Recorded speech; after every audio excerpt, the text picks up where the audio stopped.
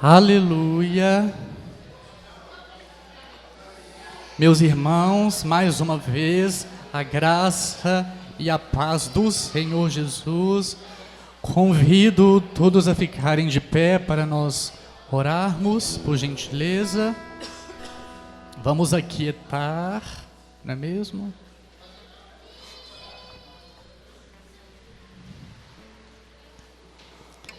Graças a Deus. Oremos. Senhor Deus Todo-Poderoso, que grande bênção, ó Pai, é podermos estar aqui reunidos nesta manhã, em nome de Jesus Cristo. Nós te damos graças pela oportunidade que Tu nos dá de Te adorar, de prestar ao Senhor o nosso culto nesta manhã.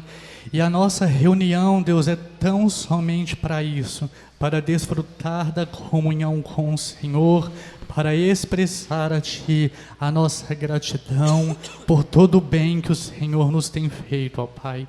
Pedimos que o Teu Santo Espírito nos conduza em todas as coisas, que todos os nossos serviços sejam agradáveis a Ti, não por nós mesmos, mas por Teu Santo Espírito em nós, pela obra de Jesus Cristo que foi feita por nós, ó Pai. Que nós possamos nesta manhã expressar a glória do Senhor, de maneira que o Teu nome seja exaltado acima de todos os nomes. É o que nós oramos e agradecemos em nome de Jesus Cristo. Amém. Vamos adorar ao Senhor nosso Deus.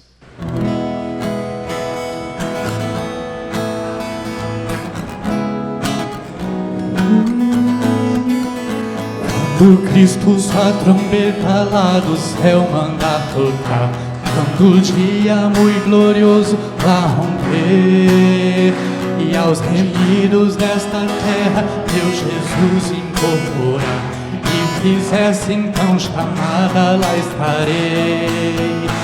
Quando se fizer chamada, quando se fizer chamada, quando se fizer chamada, quando se fizer chamada, lá estarei. Esse tão glorioso dia, quando o crente ressurge e da glória de Jesus participar, dos crentes ressurgidos os saudarem no povo, e fizesse então chamada, lá estarei.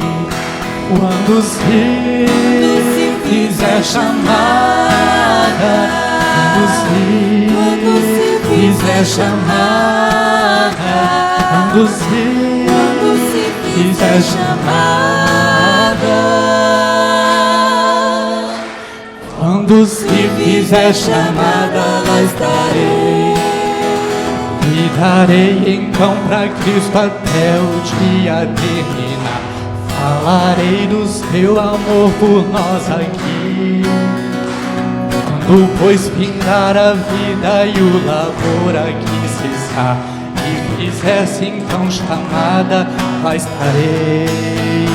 Quando se fizer chamada, quando se fizer chamada, quando se fizer chamada, quando se fizer chamada, mais uma vez, quando se fizer chamada, quando se fizer chamada, quando se fizer chamada, quando se fizer chamada, lá estarei. Aleluia.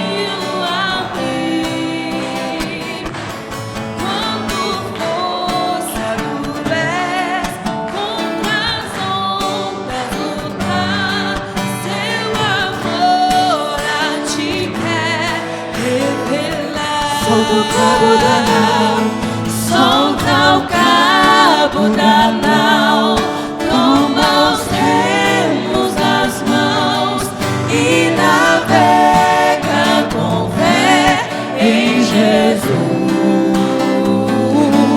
E então tu verás que bonança se faz, pois com ele seguro serás. Leva as rentes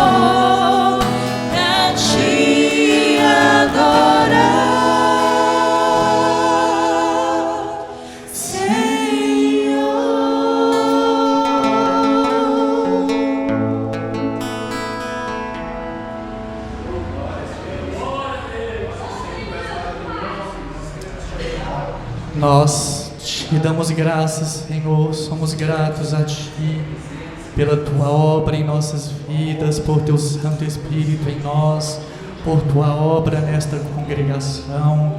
Neste momento, o Teu povo trará ao Senhor a oferta, a contribuição para a Tua obra, Deus. E nós reconhecemos que tudo aquilo que nós fazemos, que nós damos ao Senhor, a Tua obra, nós tão somente devolvemos aquilo que o Senhor, por Sua graça, nos tem dado, ó Deus. Que dia após dia a obra do Senhor nesta congregação, neste ministério, que ela continue plena, abundante, próspera, para a glória do Teu santo nome, Deus. E te agradecemos, porque a Tua palavra nos garante que o Senhor é o nosso pastor e nada nos faltará. Agradecemos por Tua providência, por Tua provisão em nossas vidas. Em nome de Jesus, amém.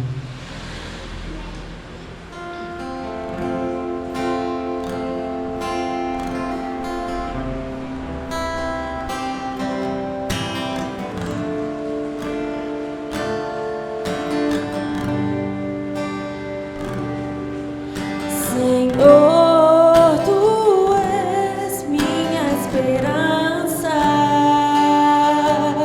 és o meu refúgio, minha segurança. Quando ao meu redor há inimigos sem fim, posso estender as mãos e segurar em Ti. Senhor, Tu és minha esperança, és o meu refúgio, minha segurança. Quando ao meu redor há inimigos sem fim, posso estender as mãos e segurar em Ti. Nas Tuas promessas, na Tua palavra, no Teu amor por mim, que nunca me deixa só. Nas Tuas promessas, na Tua palavra, no Teu amor por mim, que nunca me deixa só. À sombra de Tuas asas eu posso descansar, e sobre as Tuas penas mal algum me alcançará. Tu és minha morada, ó Altíssimo. Livra-me, Senhor, pois a Ti me apeguei com amor. Tua verdade, meu escudo, embalo a Ti. Eu não temerei, pois Teus anjos me sustentarão. Pisarei o leão e aspedir. Tu me mostrarás a Tua salvação. À sombra de Tuas asas eu posso descansar, e sobre as Tuas penas mal algum me alcançará. Tu és minha morada, ó Altíssimo. Livra-me, Senhor, pois a Ti me apeguei com amor.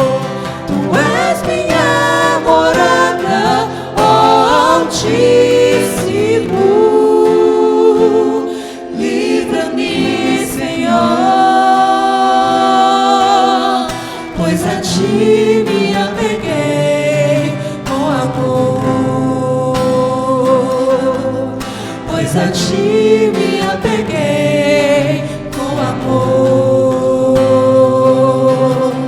pois a ti me apeguei. Eu te amo, Senhor.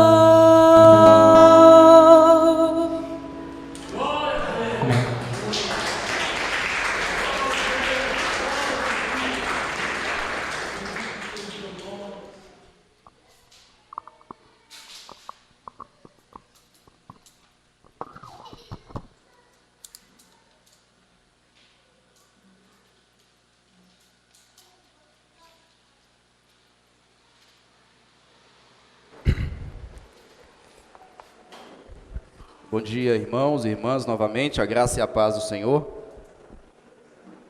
Vamos já aproveitar aqui e orar pelas nossas crianças. Muito obrigado, minha irmã.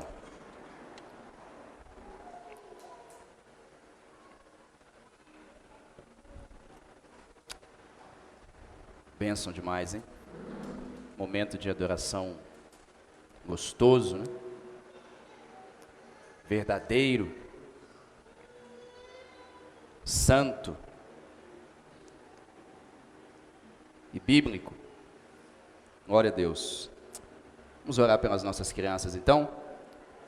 Pai Santo, nós te rogamos mais uma vez pela vida de cada uma das nossas crianças, ó Deus. Pai, nós te pedimos que o Senhor levante no meio delas homens e mulheres que temem e tremem diante da sua palavra.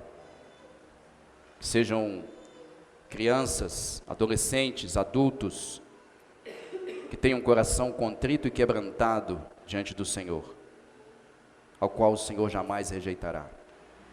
Da mesma maneira, Senhor, eu rogo pela vida das irmãs que estão envolvidas nesse ministério, aquelas que estarão ali hoje, todas aquelas que estão envolvidas, ó Deus, diretamente e indiretamente com isso. Que o Senhor, meu Deus, possa contemplar, ó Deus, o coração delas e dar a elas, ó Deus, mais e mais da sua graça e da sua misericórdia, dia após dia. Use elas, ó Deus, como instrumentos na mão do Senhor, instrumentos do seu Espírito, para ministrar sobre a vida dessas crianças. Nós te pedimos e te agradecemos no nome santo de Jesus. Amém. Deus abençoe vocês. Meus irmãos, sem mais delongas, eu quero convidar você a abrir a sua Bíblia comigo em Lucas capítulo 7. Lucas capítulo 7, hoje nós leremos do verso 1 até o verso 10, e esse texto servirá como base para a nossa exposição desta manhã. Lucas capítulo 7, a partir do verso 1, lembrando aos irmãos que nós estamos numa série de exposições no Evangelho de Lucas, e o título da nossa série é Convicções. Convicções. Lucas escreve como um cientista, ele é um pesquisador, um investigador, e ele narra detalhes das obras de Jesus, e esse é o título da nossa série, devido a este motivo, Convicções. Nós já adentramos aqui no capítulo 7, o pastor Marco encerrou aí todo o capítulo 6, durante uma série aí de exposições no capítulo 6, e hoje eu retomo aqui a partir do capítulo 7, verso 1. Então diz assim a palavra do Senhor: Tendo Jesus concluído todas as suas palavras, dirigidas ao povo, entrou em Cafarnaum. E o servo de um centurião, a quem este muito estimava, estava doente, quase à morte. Tendo ouvido falar a respeito de Jesus, enviou-lhes alguns anciãos dos judeus, pedindo-lhe que viesse curar o seu servo. Estes, chegando-se a Jesus, com instância lhe suplicaram, dizendo: Ele é digno de que lhe faça isto, porque é amigo do nosso povo, e ele mesmo nos edificou a sinagoga. Então, Jesus foi com eles, e já perto da casa, o centurião enviou-lhe amigos para lhe dizer: Senhor, não te incomodes, porque não sou digno de que entres em minha casa. Por isso, eu mesmo não me julguei digno de ir ter contigo.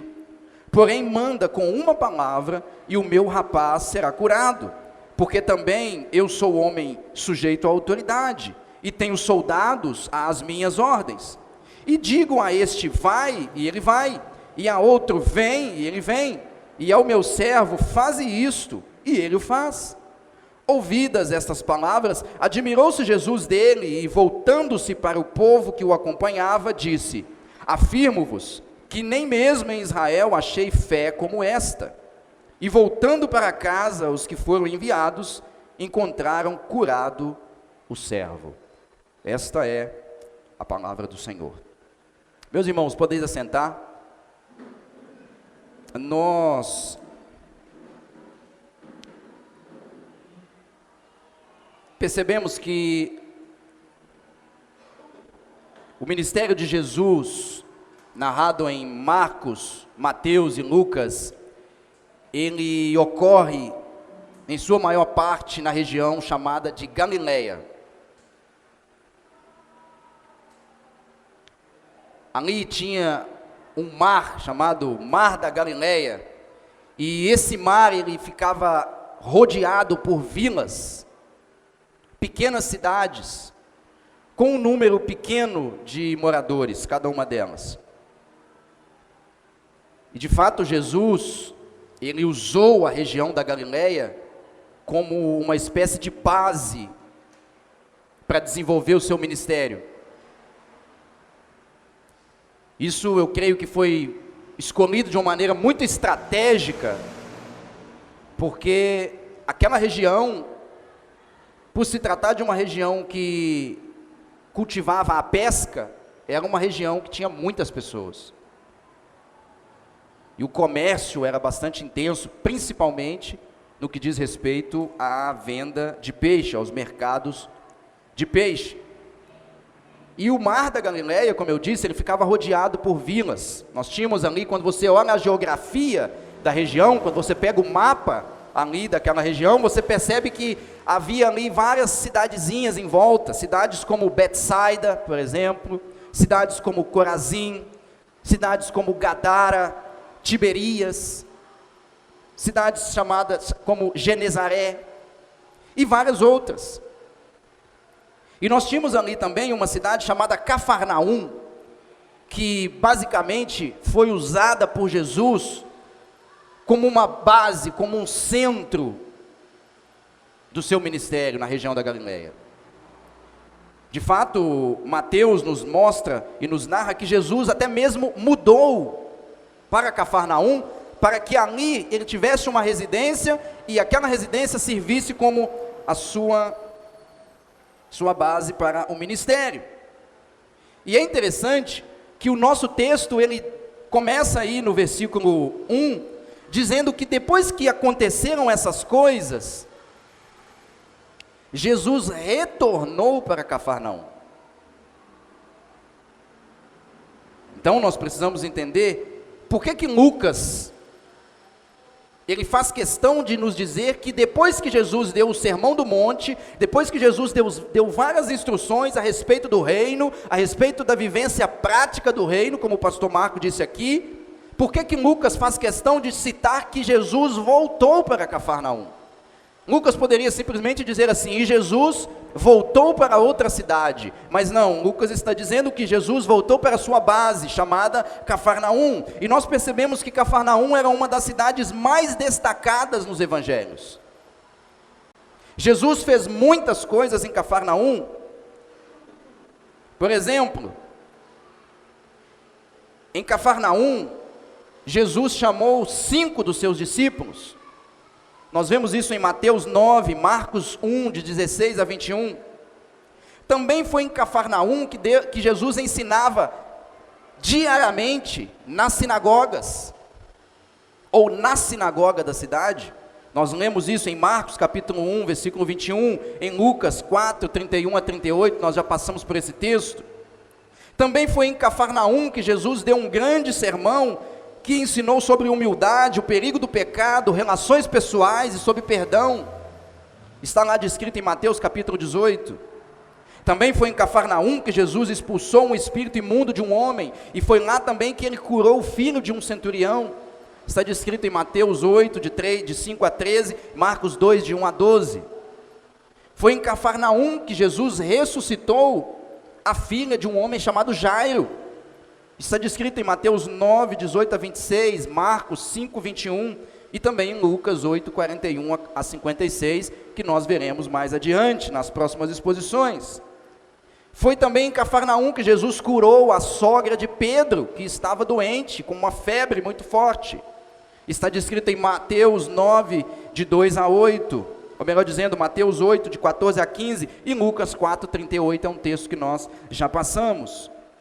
Jesus curou um homem paralítico, também na sinagoga em Cafarnaum, em Mateus 9, de 2 a 8, nos é narrado isso, e em Lucas 5, 17 a 20, também nós encontramos essa narrativa. Jesus curou uma mulher com fluxo de sangue, também em Cafarnaum, nós lemos essa narrativa em Marcos 5, de 21 a 43, e Jesus curou também um homem com a mão ressequida, ou com uma mão paralisada, também em Cafarnaum, está descrito em Marcos 3, de 1 a 6.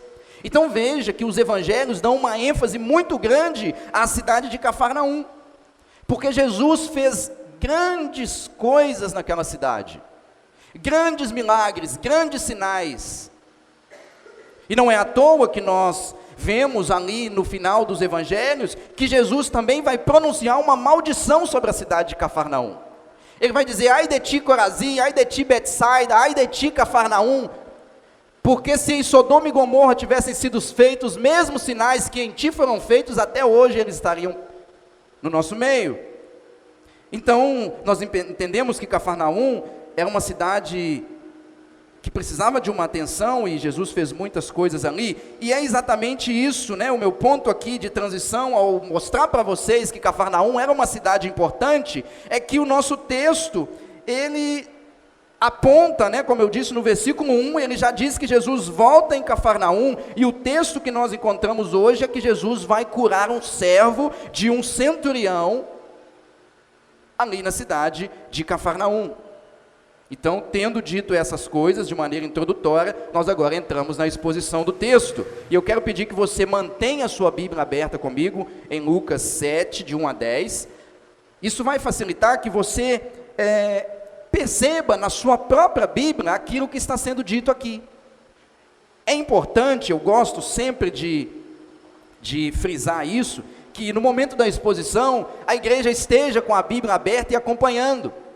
Isso ajuda você a perceber que aquilo que está sendo dito está aí na Escritura.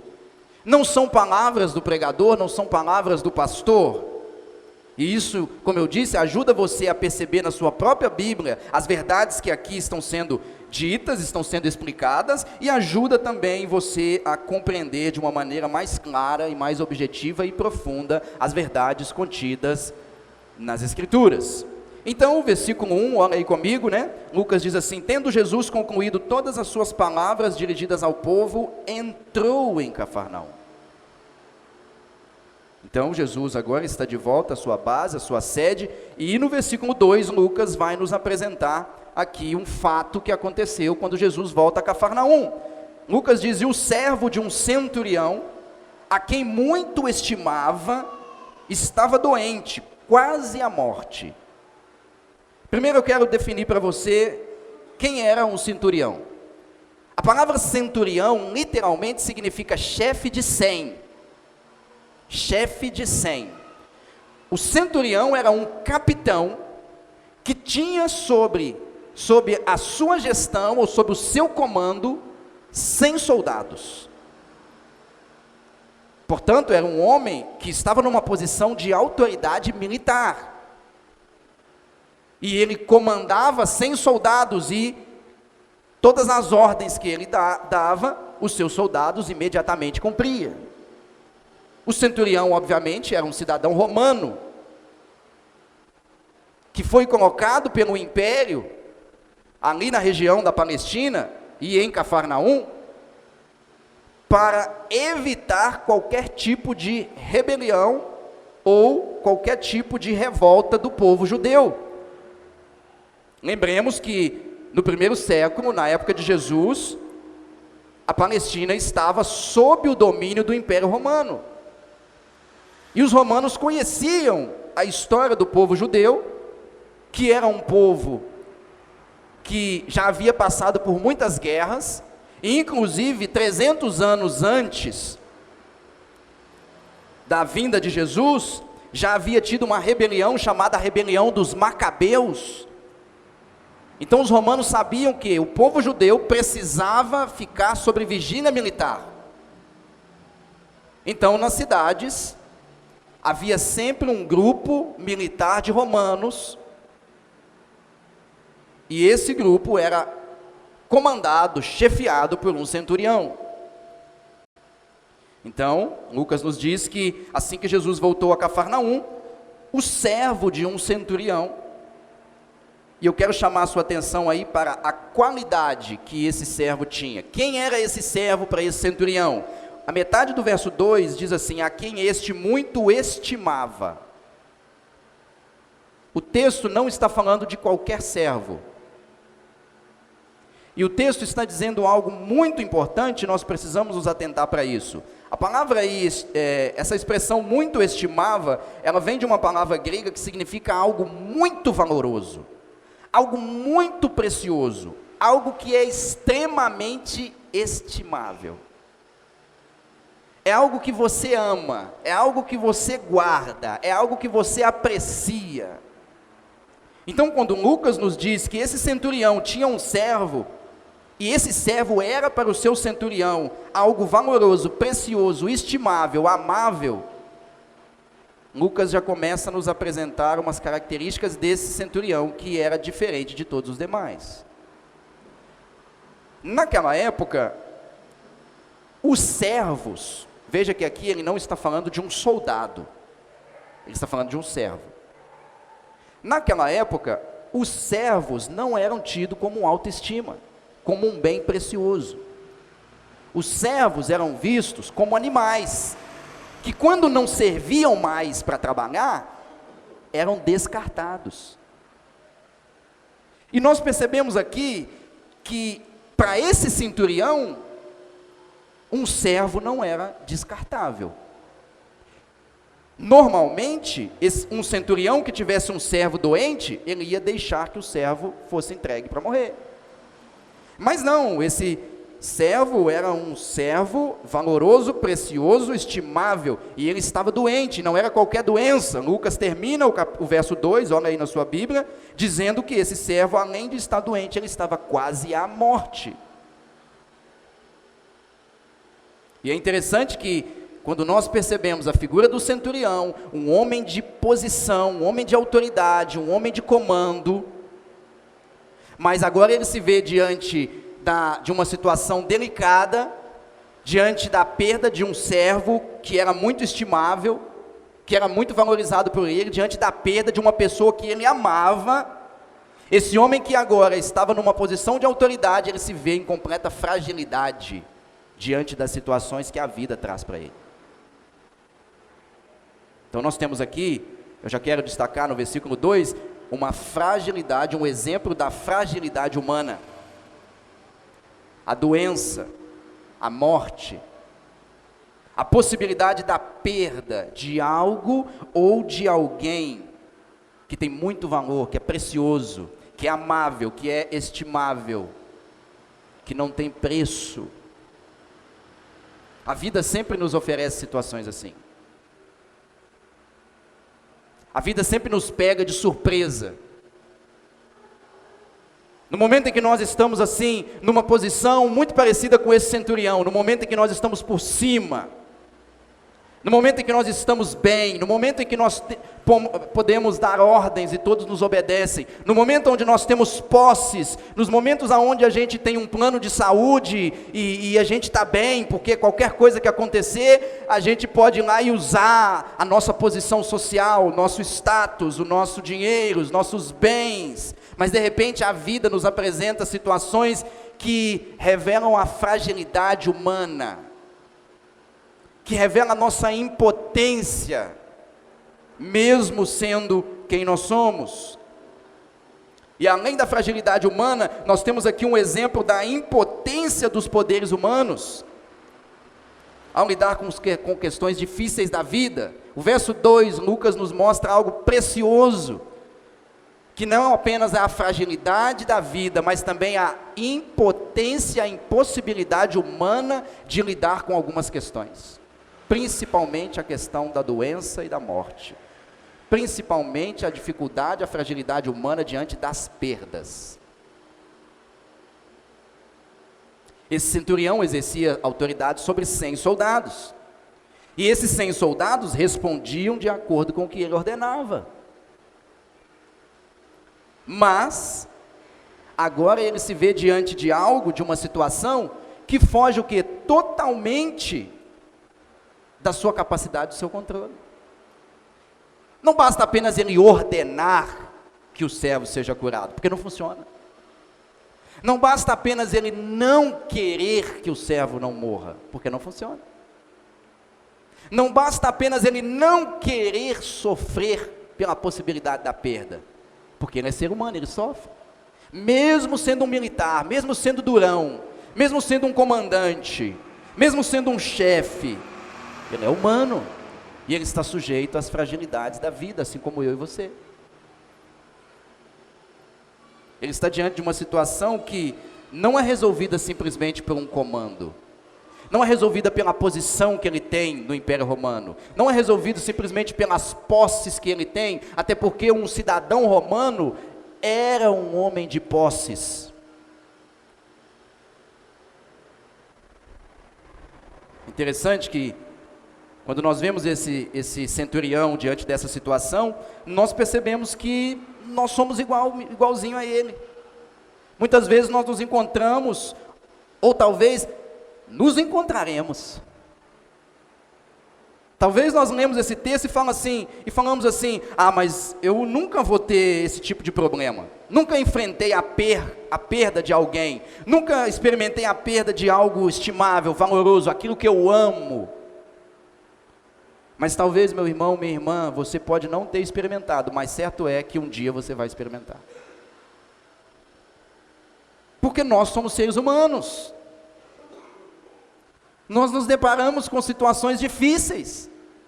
Cedo ou tarde elas virão. A vida é frágil. Nossas melhores capacidades, na maioria das vezes, o que nos traem? Mas eu tenho dinheiro. A vida te apresenta situações que o seu dinheiro vai te trair. Mas eu sou uma pessoa saudável. A vida te traz questões que a sua saúde às vezes vai te trair. Nossas posições não resolvem nossos problemas. Às vezes você é gerente na empresa, você é dono da empresa.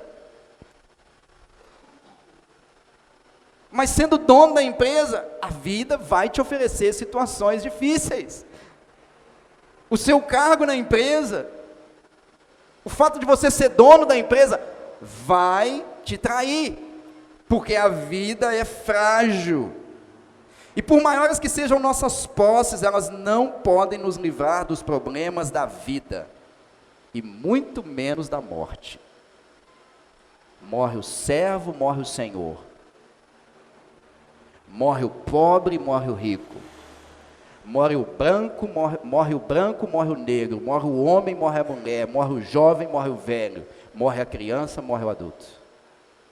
Morre o crente, morre o ímpio.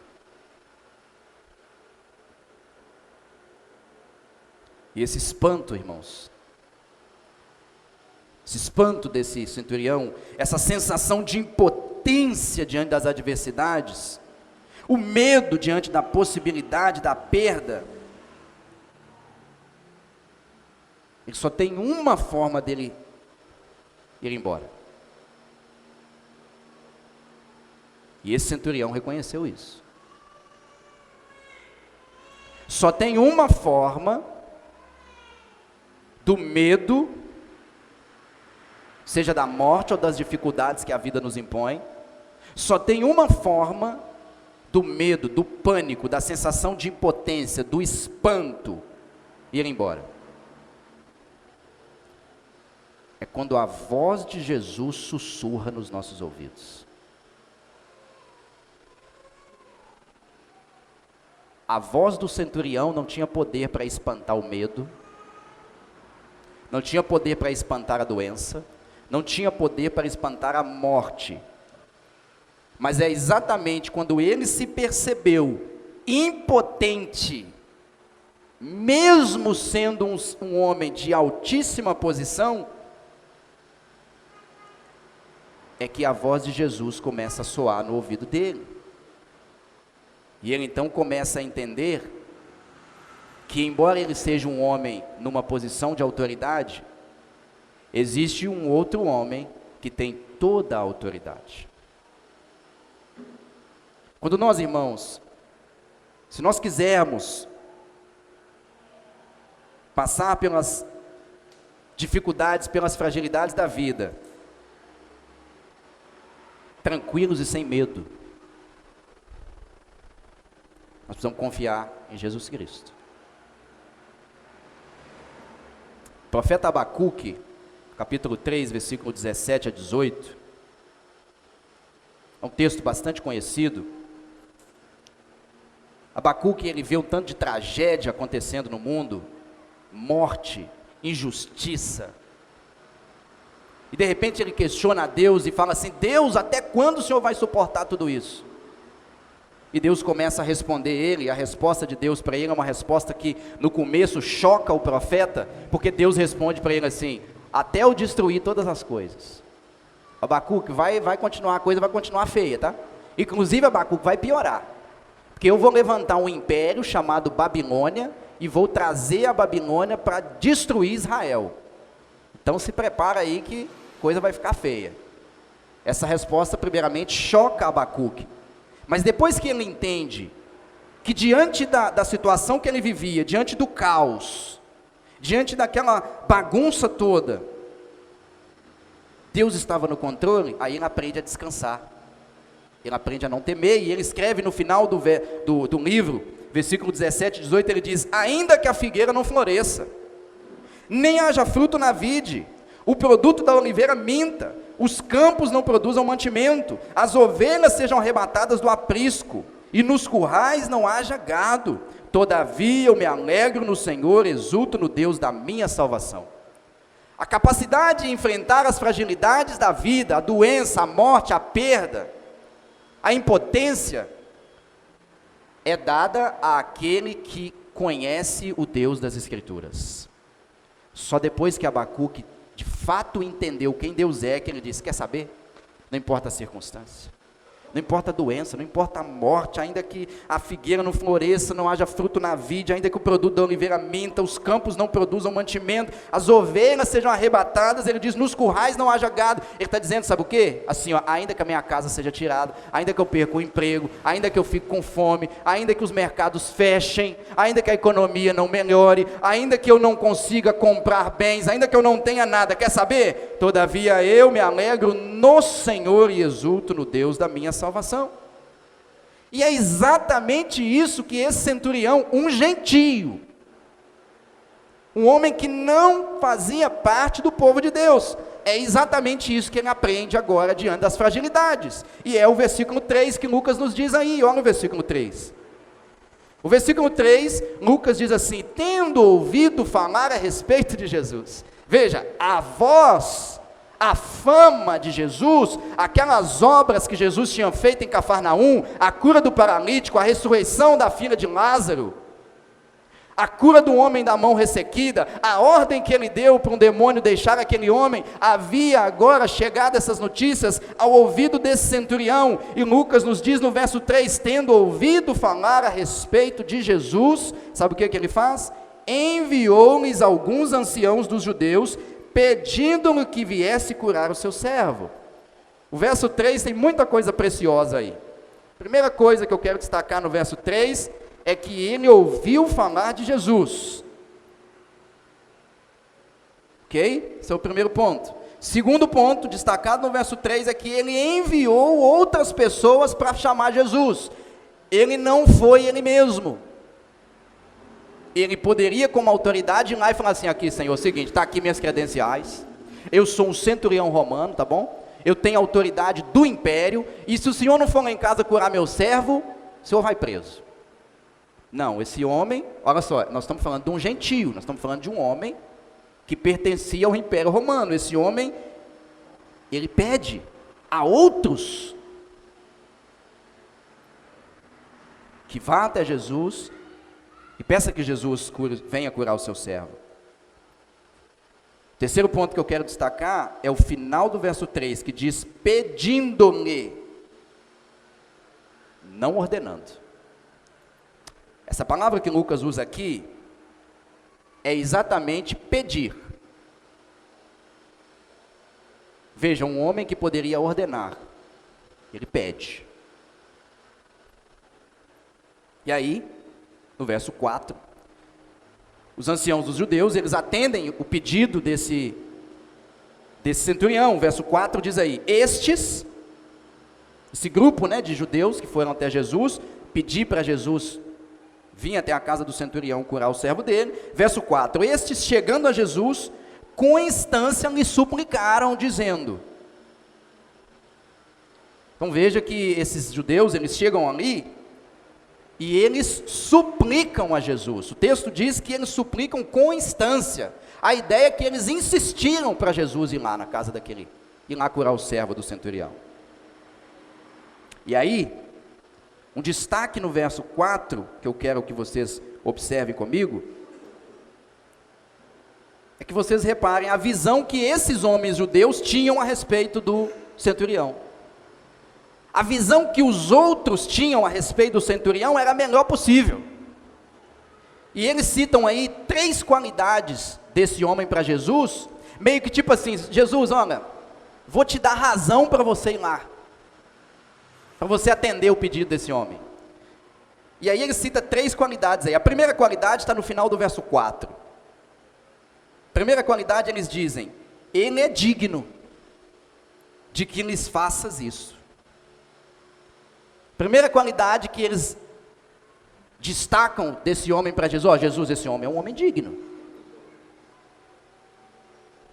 E se isso não bastar, Jesus, começo do versículo 1, do versículo 5, ele oferece a segunda qualidade: é amigo do nosso povo. Jesus, esse homem é digno, então você tem que ir lá curar o servo dele. Ó Jesus, e se você ainda não se comover com a dignidade desse homem, ele é amigo do nosso povo. É interessante que o texto grego, no versículo 5, parte A, diz literalmente o seguinte: pois ele ama o nosso povo. Então, os judeus dizem assim para Jesus: esse centurião ama o nosso povo. E como se ainda não bastasse, o final do verso 5, eles dão uma outra informação para Jesus a respeito desse centurião. Diz aí o final do verso 5, e ele mesmo nos edificou a sinagoga. Então veja, esse homem, aos olhos humanos, ele era totalmente digno de que Jesus fosse até lá e curasse o servo dele. Ele era um homem digno, um homem reto, ele era amigo do povo judeu, ele amava o povo judeu, e ele inclusive tinha construído a sinagoga para os judeus ali de Cafarnaum. E é interessante quando a gente faz escavações, quando nós vamos estudar a arqueologia bíblica, os arqueólogos fazem as escavações. Essa sinagoga que esse centurião construiu, ela foi encontrada lá em Cafarnaum. Se você pesquisar na internet a sinagoga de Cafarnaum, arqueologia bíblica, você vai encontrar os restos lá. E fato é que esse centurião, ele se via enamorado pela religião judaica. Embora ele não fosse um judeu, mas ele se via atraído pela religião judaica. E isso mostra no final do verso 5 que esse homem tinha grana, porque ele mesmo edificou a sinagoga. E é interessante, quando você vai para a arqueologia bíblica, você descobre que essa sinagoga, ela tinha símbolos romanos e símbolos judaicos. Isso então nos mostra que ali em Cafarnaum, os romanos e os judeus estavam vivendo em uma certa harmonia religiosa. Então, eles citam 3 qualidades para Jesus.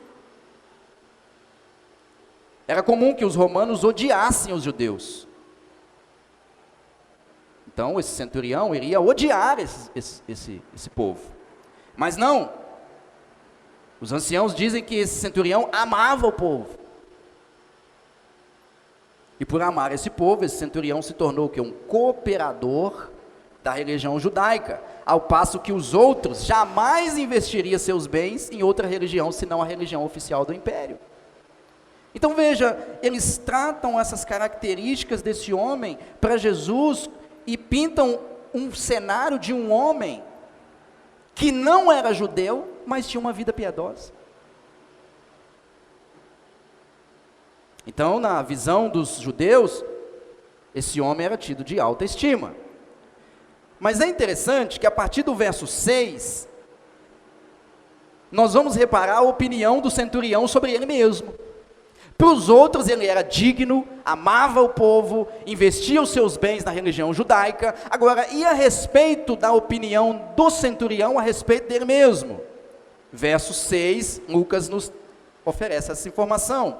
Olha aí comigo o verso 6, ele diz: então, Jesus foi com eles. Comecinho do verso 6, Jesus então atende o pedido dos anciãos dos judeus e vai com eles até a casa desse centurião. E aí a metade do verso 6 diz assim: e já perto da casa, o centurião enviou-lhes amigos para lhe dizer, mais uma vez, o centurião, mesmo estando numa posição de autoridade, ele não manda, ele não vai até a presença de Jesus. Quando Jesus estava perto da casa dele, chegando, o centurião enviou-lhe amigos, e os amigos foram lá e disseram algo para Jesus. E aí nós vemos que o centurião, ele faz uma declaração fantástica a Jesus a respeito dele mesmo. E olha a declaração que ele faz: Senhor, não te incomodes, porque não sou digno de que entres em minha casa. Por esta razão, eu mesmo não me julguei digno de ir ter contigo. Vamos observar algumas coisas aqui importantes no verso 6 e 7.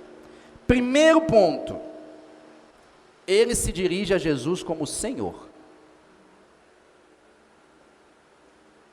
Para os demais, Jesus era só um homem de Nazaré. Esse centurião se dirige a Jesus como Senhor.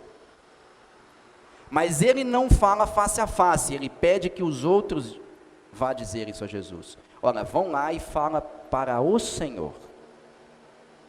Esse é o primeiro ponto. Segundo, não te incomodes. Nós precisamos olhar isso aqui com detalhe. Imagina, você está doente, ou um familiar seu está doente, é uma pessoa que você ama muito, você tem um medo tremendo de perder essa pessoa, ela está doente à beira da morte. Você está diante de Jesus Cristo, que é o único que pode resolver seu problema. De uma para outra, ele está vindo rumo à sua casa para curar essa pessoa. Você tem a ousadia de falar que não, Senhor, não te incomoda não. Não te incomoda com isso não, Senhor. Desculpa, eu não quero perturbar o Senhor. Não quero perturbar o Senhor não.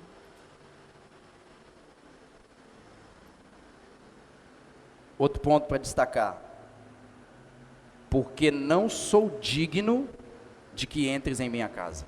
Está aí no final do verso 6. Não, Senhor, não te incomodes, eu não sou digno que tu entres em minha casa.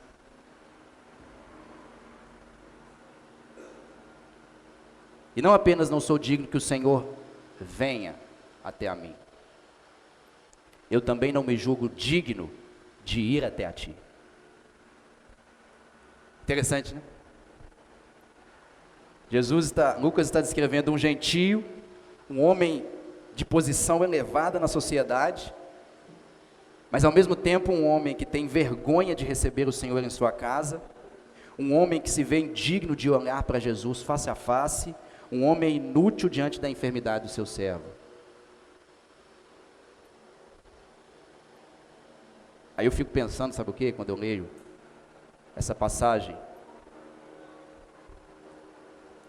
é que a descrição desse centurião, do começo ao fim, tem muita coisa a nos ensinar.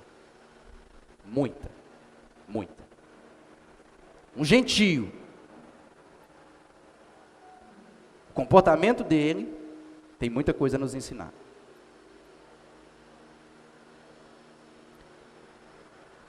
Muitas vezes nós temos dado carteirada em Deus.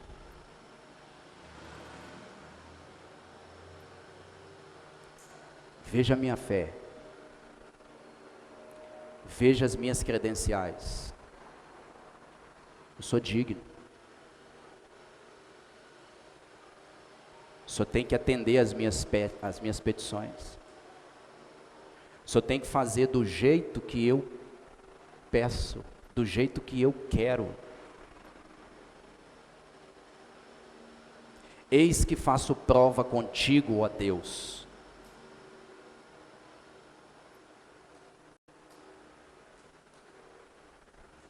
Restitui, eu quero de volta o que é meu. Você dá carteirada em Deus, sabe? Se eu não estiver lá, as coisas não vão acontecer como devem. Você dá carteirada em Deus.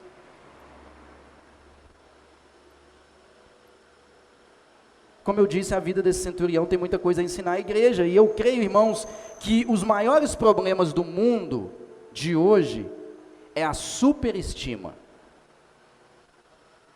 É o pensamento elevado que nós temos a respeito de nós mesmos. É a ideia de que nós somos merecedores. O sujeito se acha tão merecedor que ele vira para Deus e fala assim: eu quero de volta o que é meu. À luz da Escritura, ele vai receber o inferno. Porque o que ele tem, o que ele merece é o inferno. Como assim ele tem coragem de chegar, dá de volta o que é meu? Peraí, mas o que é seu? O que é seu? Se eu, o Senhor, sou o dono de todas as coisas, e você é apenas um servo, como que você está pedindo, eu quero de volta o que é meu? Eu creio que o problema do mundo de hoje é a superestima, e o problema da igreja hoje é a superestima, porque o mundo tem adentrado na igreja de uma maneira sorrateira. O pensamento humanista tem adentrado nos corações, nos nossos corações, e nos levado a pensar que tudo gira ao nosso redor. Ah, mas eu sou ministro de louvor. Ah, mas eu sou pastor. Ah, porque eu sou isso, porque eu sou aquilo na igreja. Ah, porque eu sou diácono. Ah, porque eu ajudo isso, porque eu faço aquilo, porque eu faço aquilo. Então eu sou digno. A visão humanista, pensamento humanista, o que significa humanismo? Humanismo é a visão de que o homem basta a si mesmo. Percebe o humanismo? Humanismo é a ideia de que o homem basta em si mesmo. Eu me basto. Eu posso, eu sou capaz, eu resolvo, eu faço, eu mereço, eu e eu mesmo e mais ninguém.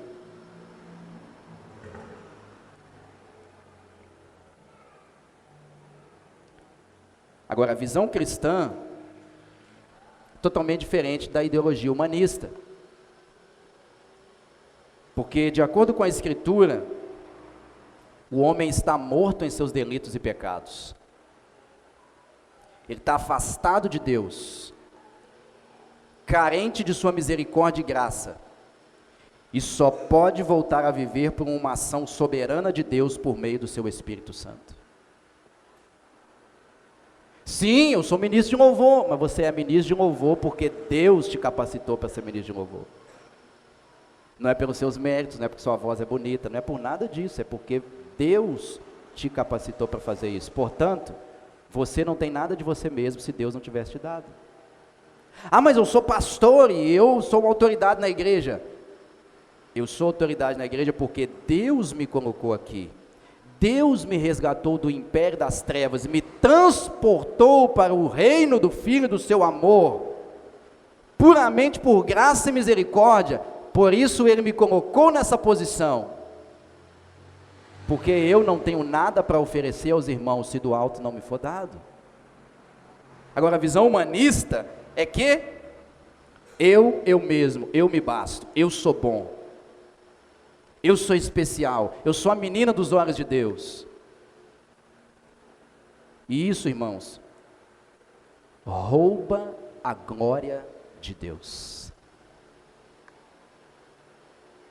A visão humanista rouba a glória de Deus. Porque a Bíblia fala claramente que porque dele, por ele e para ele são todas as coisas. Não tem nada para mim, entende? Eu sou convidado.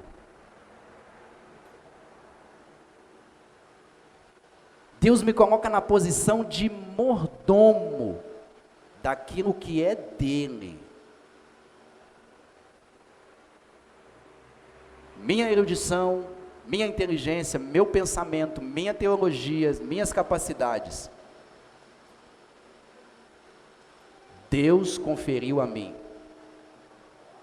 por graça e misericórdia. A sua voz, os seus talentos, a sua fama, o seu emprego, o seu salário, o seu dinheiro, a sua posição, foi concedida por Deus, para que todas essas coisas sejam usadas para que o nome dele seja glorificado. Um escritor chamado Thomas Kemp disse o seguinte: quão grande é a fragilidade da natureza humana, que está sempre sujeita ao mal. Hoje você confessa seus pecados, amanhã você comete novamente os pecados que confessou. Em um momento você resolve ser cuidadoso, e no entanto, depois de uma hora, age como se não tivesse tomado nenhuma decisão. Portanto, temos motivos, por causa da nossa fragilidade e fraqueza, para nos humilhar e nunca pensar algo grande de nós mesmos. Thomas Kemp está dizendo o seguinte: basta olhar para você, basta olhar para mim. Hoje eu estou aqui em cima, amanhã eu estou lá embaixo. Olha como que isso denuncia a minha fragilidade, a minha incapacidade. E quando as fraquezas nos denunciam, elas fazem isso, sabe para quê? Como ele termina dizendo aqui, para nos oferecer motivos pelos quais nós nunca devemos pensar algo grande a respeito de nós mesmos. Pergunta que eu faço aos irmãos: qual é o seu pensamento a respeito de você mesmo? Para os judeus, o centurião era digno, amava o povo judaico e investia suas posses na sinagoga, portanto ele era digno de receber Jesus. Para o centurião, ele é indigno de ir ter Jesus e indigno também de receber Jesus na sua casa. É um exemplo para nós ou não? Provérbios 30:12 diz: há aqueles que são puros aos próprios olhos e jamais foram lavados da sua imundícia. Não é sábio ser bom aos seus próprios olhos. Não é sábio. Provérbios também diz que outras bocas te louvem, não a sua. Ainda Provérbios 29, versículo 23, a soberba do homem o abaterá, mas o humilde de espírito obterá honra. E foi exatamente isso que aconteceu com o centurião. Ele não era puro aos seus próprios olhos, pelo contrário, aos seus próprios olhos ele era indigno. Ele não era um homem soberbo, que era abatido pela sua própria soberba, mas era humilde, e pela humildade obteve honra. E eu quero aqui fazer uma consideração, e dizer para os irmãos que eu não estou insinuando aqui, que eu ou você não devemos ter bons pensamentos a respeito de nós mesmos. Nós também não vamos sair daqui com a síndrome da comiseração. Eu sou um miserável mesmo, coitadinho de mim, não sou ninguém, vou morrer, ó céus, ó vida, ó dor, ó azar. Não, eu não estou falando isso, porque isso também é problemático. Mas o que eu estou falando aqui, eu estou falando contra o pensamento tão elevado a respeito de nós mesmos, ao ponto de pensarmos que somos independentes de Deus. É o pensamento que me eleva ao status de Deus, portanto eu sou autossuficiente.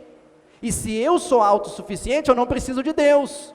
Se eu sou autossuficiente, se eu me basto, se eu penso tão bem a respeito de mim mesmo, a ponto desse pensamento me tornar autônomo, eu me coloquei na posição de Deus, portanto eu fiz de mim mesmo o meu ídolo. É esse pensamento que eu estou dizendo. Estou dizendo aqui para você, então você tem que viver em depressão. Você tem que ser um miserável, você não pode ter nada, você vende tudo, você tem que passar fome, tem que ser indigno. Não estou dizendo isso, pelo contrário.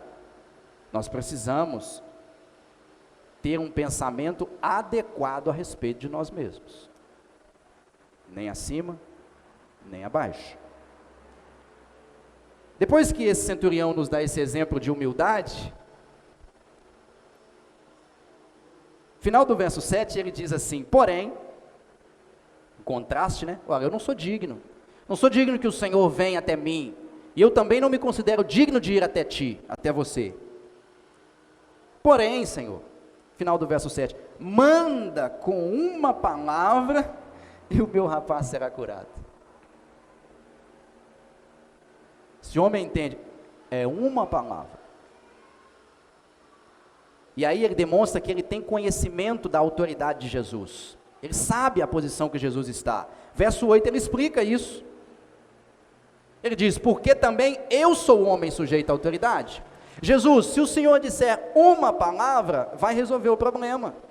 E eu sei que a sua palavra basta, sabe por quê? Porque eu também sou homem sujeito à autoridade. Eu tenho soldados às minhas ordens, e digo a esse, vai, e ele vai. E a outro, vem, e ele vem. E ao meu servo, faz isso, e ele faz. Esse centurião, ele está reconhecendo que Jesus é o único que tem autoridade sobre todas as coisas. Ele reconhece, Jesus não precisa estar presente, Jesus não precisa ver o doente, Jesus não precisa tocar no doente, basta apenas uma palavra, Senhor, e o meu servo será curado. Para o centurião romano, uma palavra do seu comandante resultava em obediência. Uma única palavra sua tinha efeito sobre os seus soldados. Logo, apenas uma palavra de Jesus tinha efeito sobre a doença que agora atormentava o seu servo. Esse é o Jesus das Escrituras, que diz no final do Evangelho de Mateus, toda autoridade me foi dada nos céus e na terra. Jesus não tem parcial autoridade, ele tem toda a autoridade. E ele faz todas as coisas pela sua palavra. Jesus não precisa escrever livros, basta uma palavra e tudo acontecerá de acordo com a palavra dele.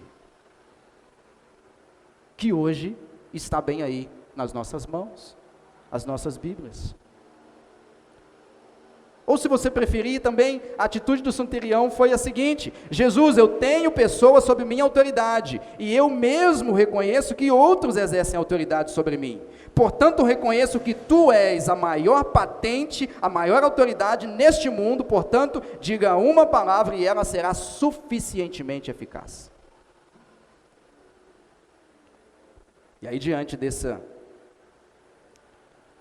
exemplo fantástico de fé, verso 9, Jesus agora fica admirado desse homem, e ele diz assim, o verso 9, olha aí, ouvidas essas palavras, admirou-se Jesus dele. Essa palavra admirar aqui é ficar perplexo. Jesus diz,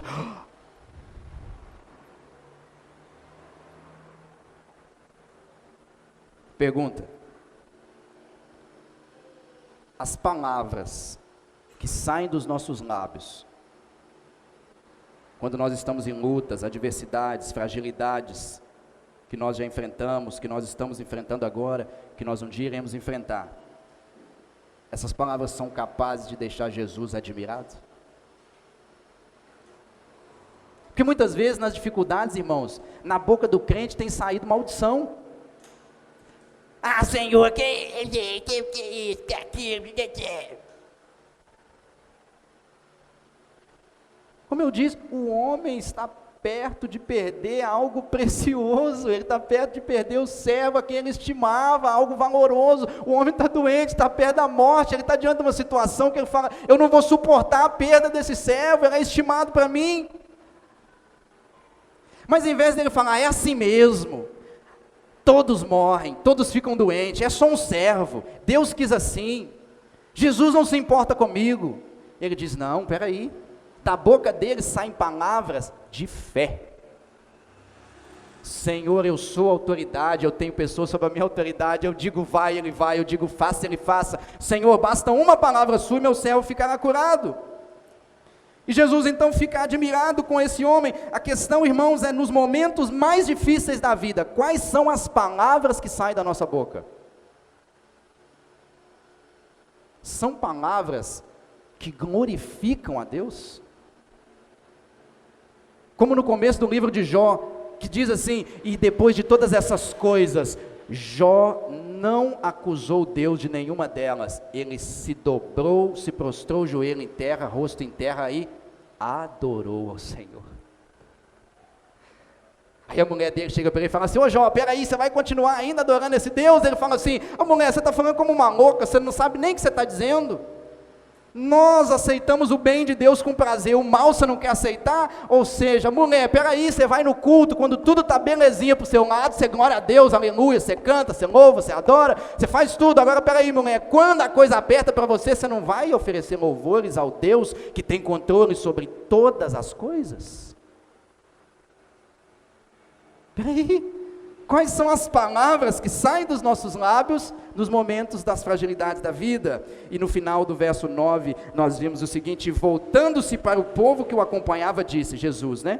E voltando para o povo que o acompanhava, disse, afirmo-vos que nem mesmo em Israel achei fé como esta. Jesus definiu as atitudes do centurião como uma fé inigualável e exemplar. E é interessante a gente observar isso, porque o centurião não falou nada de fé. Foi Jesus quem definiu a atitude dele como uma atitude de fé. Dita aí no final do verso 9. E é interessante que nós observarmos isso, porque a verdadeira fé, ela é validada ou manifestada, principalmente nos momentos de luta, fraqueza e incapacidade. Se há, irmãos, um momento oportuno para que a fé verdadeira seja manifesta, é nos momentos difíceis. E é interessante que é para isso que eles existem. Os momentos difíceis que vêm na vida do crente, eles vêm exatamente para provar a fé. Como Tiago disse, meus irmãos, tende por motivo de toda alegria o passardes por várias provações, sabendo que a provação da vossa fé, uma vez confirmada, a provação tem o objetivo de confirmar a fé. Uma vez a fé sendo confirmada, ela produz perseverança. Ora, a perseverança deve ter ação completa para que sejais perfeitos e íntegros e em nada deficientes, ou seja, as dificuldades provam a fé, e a fé provada, confirmada, produz perseverança. E como que ela produz perseverança? Porque quando a prova, a situação difícil vem e prova a minha fé se confirma, eu vejo Deus trabalhando através da minha fé, e eu passo a viver a fé na prática, e ver que Deus está cumprindo aquilo que Ele me prometeu, através das Escrituras e na fé. E quando eu entendo que a fé bíblica é verdadeira, é funcional, quando eu vejo que a fé bíblica não é um salto no escuro, mas um salto para o Deus que garante a sua palavra, eu agora tenho motivos para perseverar, porque eu descubro que Deus é fiel até mesmo nos momentos difíceis. Jesus repreendeu os discípulos quando, diante das adversidades, eles deixaram de crer. Em Mateus 6, versículo 30, Jesus diz, ora, se Deus veste assim a erva do campo, que hoje existe e amanhã é lançada no forno, quanto mais a vós outros, homens de pequena fé. Essa expressão pequena fé, ela sempre vai aparecer na Bíblia, quando as pessoas deixam de crer nos momentos de adversidade. Pequena fé não é a ideia de ter uma fé muito grande e uma fé pequena. Não, pequena fé significa deixar aquela fé que deixa de existir nos momentos difíceis.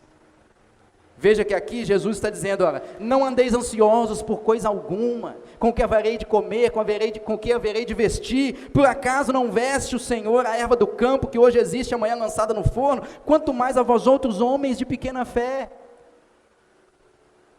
Ainda em Mateus 8, 23 até 26, os discípulos estão numa tempestade no mar, e Jesus está ali com eles. Olha o que diz o texto: então, entrando ele no barco, seus discípulos o seguiram, e eis que sobreveio no mar uma grande tempestade, de sorte que o barco era movido pelas ondas. Entretanto, Jesus dormia. Narrativa louca essa, o barco está agitado. Quem já viajou de barco aqui sabe, fica para lá e para cá, alguns têm que tomar uns medicamentos para não vomitar, e o barco fica agitado, e se a onda, o mar estiver revolto, o barco agita ainda mais, e sobe, parece que as coisas vão ficar, e Jesus está lá dormindo, Jesus está tranquilo, e o barco agitado, e os discípulos, ao invés de falar, gente, se o Senhor, que é o Senhor de todas as coisas, está tranquilo, vai ficar tudo bem. Aí eles acordam, Jesus, não te importa que pereçamos, né? Verso 25, mas os discípulos vieram acordar, clamando, Senhor, salva-nos, perecemos. Aí a resposta de Jesus, perguntou-lhes então Jesus, por que sois tímidos? Homens de pequena fé. Por que vocês creem só quando há bonança? Por que vocês creem só quando o barco está navegando em águas tranquilas? Mas quando o mar se revolta, vocês agora apavoram. Homens de pequena fé.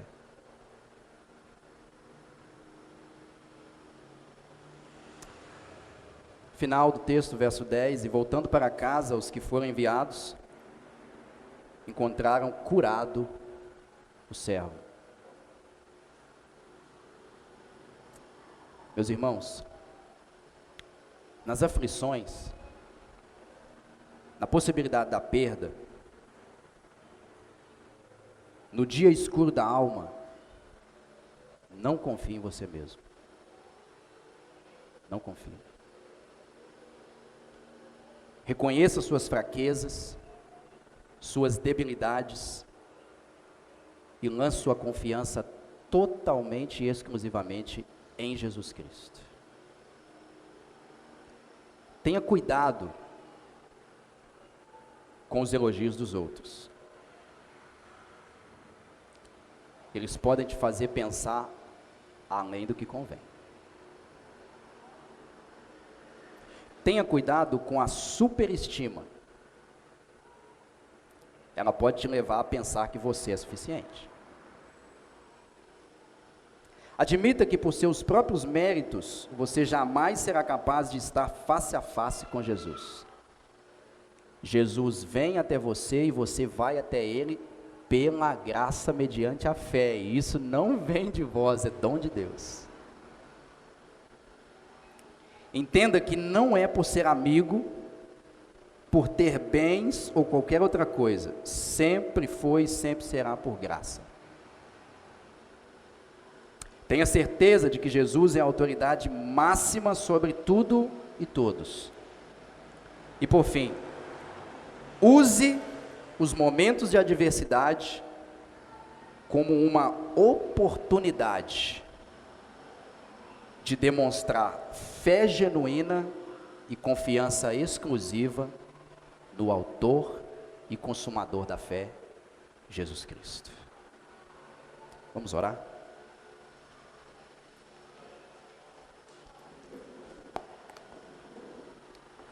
Pai Santo, nós te louvamos, te agradecemos a Deus pela sua palavra, viva e eficaz e cortante como uma espada poderosa. Nós pedimos a Deus que o Senhor cumpra suas promessas, como o Senhor mesmo disse, que a sua palavra jamais voltaria vazia, antes ela cumpriria aquilo para o qual ela foi lançada. Portanto, meu Deus, que a sua palavra tenha ferido os nossos corações nessa manhã. Sua palavra, Deus, tenha produzido frutos de arrependimento no nosso coração, e que ela possa fazer isso, para que somente o Senhor receba honra, glória, louvor e majestade, agora e para sempre. Nós te agradecemos em o nome santo de Jesus. Amém. Podem se assentar, meus irmãos. Hoje nós tivemos a devolução de uma obra, o livro O Peregrino, uma obra sensacional, a Ruth leu, não vou pedir para você falar, tá, Ruth? Fica tranquilo. Uma obra sensacional. O Peregrino, ele fala da caminhada cristã de uma forma alegórica, simbólica, vou usar essa expressão. Então vale muito a pena ler esse livro. É um livro, é uma narrativa, então tem bastante diálogos, muito bom para você que é adulto ler, para você também, se você quiser ler para o seu filho, é muito bom. Então a Ruth devolveu a obra. Na escola de leitura, se você quiser levar para ler O Peregrino, só você pegar comigo no final do culto, ok? Nós estamos preparando, a irmã Rosália trouxe uma ideia sensacional na semana passada. Nós vamos preparar naquele quartinho ali um lugar para as mães trocarem seus bebês. A gente percebe que nós precisamos disso. Às vezes as irmãs precisam entrar ali na sala, né, onde está tendo a aulinha das crianças. Então nós decidimos preparar um espacinho ali para as mamães, né, aqui a Giane que tem a nossa querida Helena aí agora. Então, Giane, vai ter um lugarzinho ali para você trocar, aí você pode ficar à vontade. A gente vai ter ali uma poltroninha para você sentar, para as mães que estão amamentando, né? Para elas terem ali um momento reservado delas, se quiserem sair do ambiente de culto e ficarem sentadas lá, vai ser muito bom. Então a irmã Rosália deu a ideia, foi uma ideia de Deus, viu? Deus abençoe sua vida. Isso é uma forma de amar a igreja também, tá bom? A minha esposa não está presente hoje, porque ela aproveitou o feriado e foi visitar o avô dela na roça, mas semana que vem ela está aí, se Deus assim permitir. Pastor Marco. Irmãos, quero dar aqui uma prestação de contas, né? Nós vendemos todos os bolos de pote e arrecadamos um total de R$ 1.040. Então, creio que todos pagaram, mas se alguém está devendo, a irmã Edneia, passa para ela. Eu creio Edilene, né? Todos pagaram ela aí, está tranquilo. Mas se alguém está devendo, passa para ela, mas o resultado da venda foi R$ 1.040. Muito bom. O teclado que nós pensamos em comprar, ele custa R$ 4.500. Então o nosso trabalho está só começando. E nós estamos abertos a ideias de algo que nós podemos fazer que não onere os irmãos e que possa também fazer com que a gente alcance esse objetivo. Estejam orando sobre isso para que Deus nos dê direção, né, da vontade dele em relação a tudo isso. Então é isso, estou prestando conta aqui para os irmãos disso aí e vamos estar trabalhando em prol desses objetivos. Essa não é uma prioridade máxima, mas é algo bom que a gente pode fazer para melhorar o nosso louvor e tendo a oportunidade de fazê-lo, vamos fazê-lo, entendendo que não queremos pressionar os irmãos a darem aquilo que vocês não podem dar, tá bom? Contribua de acordo com o que você pode, segundo aquilo que o Senhor tocar no seu coração. Por favor, não dê além do que você possa, amém? É isso, terça-feira, 7h30 da noite, o nosso culto aqui, e no domingo, 9 da manhã, a escola bíblica, e 10 horas o culto, amém?